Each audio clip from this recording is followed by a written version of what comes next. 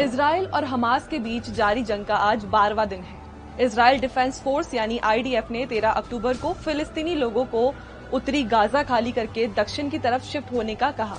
बस तभी से गाजा पट्टी पर कब्जे की चर्चा है। गाजा पर ग्राउंड अटैक के लिए इजराइल 12 अक्टूबर से धमकी दे रहा है।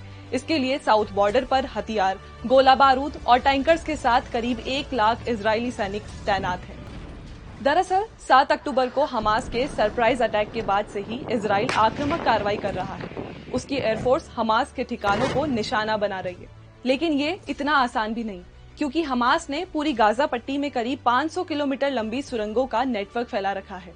इजराइल के प्रधानमंत्री बेंजामिन नेतन्याहू ने अमेरिकी राष्ट्रपति जो बाइडेन से कहा कि वो गाजा में जमीनी रास्ते से सैनिक भेजेंगे और नेवी ने सारे समुद्री रास्तों को अपने कब्जे में ले लिया है, जिससे हमास तक पानी के रास्ते हथियारों की सप्लाई न हो पाए और पावर सप्लाई भी काट दी है ताकि हमास को कमजोर किया जा सके। हालांकि हमास को जड़ से खत्म करने का ये प्लान इतना आसान नहीं है, क्योंकि गाजा में कुछ बड़ी चुनौतियां इजरायली सेना का इंतजार कर रही हैं।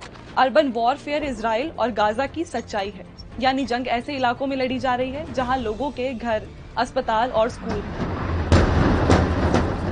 इजराइल के लिए हमास को खत्म करना कितनी बड़ी चुनौती है, इसे 2014 के हालात से समझा जा सकता है, जब हमास ने 5 दिन चले युद्ध में करीब 6000 रॉकेट दागे थे। 2021 में आई एक रिपोर्ट में दावा किया गया है कि हमास के पास 8000 से भी ज्यादा रॉकेट हैं। अगर इजराइल डिफेंस फोर्स जमीन के रास्ते गाजा पट्टी में घुसती है तो उसे कड़े मुकाबले का सामना करना पड़ेगा। 7 अक्टूबर को हमास के हमले के जो शुरुआती वीडियो सामने आए, उसमें साफ देखा जा सकता है कि हमास हमले के लिए ड्रोन्स का बखूबी इस्तेमाल कर रहा है। इन ड्रोन्स के सहारे ही हमास ने इजराइल के वॉच टावर्स और बॉर्डर फेंसेस को तबाह किया। यहाँ भी हथियारबंद जवान तैनात हैं।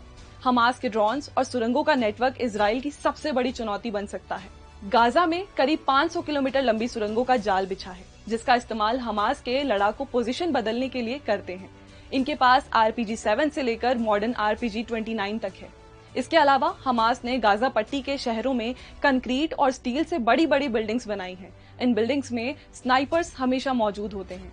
ऐसे में इजरायली सेना का गाजा पट्टी के शहरों के अंदर जमीनी रास्ते से जाकर मोर्चा संभालना आग में कूदने जैसा होगा।